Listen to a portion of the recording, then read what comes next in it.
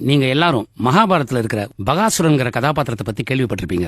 தன்னோட பசிக்காக எதையும் விழுங்குற குணாதிசயம் படைச்சவன் அவன். அவனை கண்டு பயந்த மக்கள் கையெடுத்து கும்பிட்டு அவனுக்கு தினமும் உணவு கொடுக்க ஆரம்பிச்சாங்க.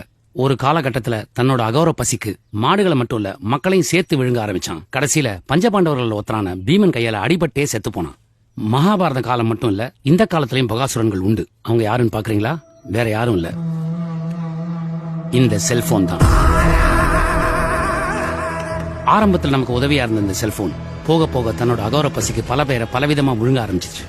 இந்த செல்போன்ல பேஸ்புக், ட்விட்டர், வாட்ஸ்அப் செயலிகள் மட்டும் இல்லாம பல ஆயிரக்கணக்கான அதிபயங்கர செயலிகளும் இதுல உண்டு. நீங்க தெரிஞ்சோ தெரியாமலோ அதை உபயோகிக்க ஆரம்பிச்சீங்கன்னா உங்க வாழ்க்கையில நீங்க பலவிதமான பயங்கரமான விளைவுகளை சந்திக்க நேரிடும். நம்ம பிள்ளைங்க வீட்டுக்குள்ள இருந்தா பத்திரமா இருப்பாங்கன்னு நாம நிம்மதியா வாழ்ந்த காலம் மலையேறி போச்சு. இப்ப நம்ம பிள்ளைங்க கையில இருக்க செல்போன்ல என்ன மாதிரியான ஆப்ஸ் இருக்குன்னு நாம பயந்துகிட்டே வாழ வேண்டிய காலகட்டத்தில் நம்ம இருக்கோம். அந்த மகாபாரத கால பகாசுரனை அழிக்க பீமன் வந்தாரு. ஆனா இந்த பகாசுரனை அழிக்க யார் வரப்போறாங்கன்னு எனக்கு தெரியல. இதுக்கெல்லாம் ஒரே வழி நம்ம பிள்ளைங்களை நாம தீவிரமா கண்காணிக்கிறது தான். இதை நான் உங்களை பயமுறுத்துறதுக்காக சொல்லல, உங்களுக்கு விழிப்புணர்வு ஏற்படணும்னு சொல்றேன்.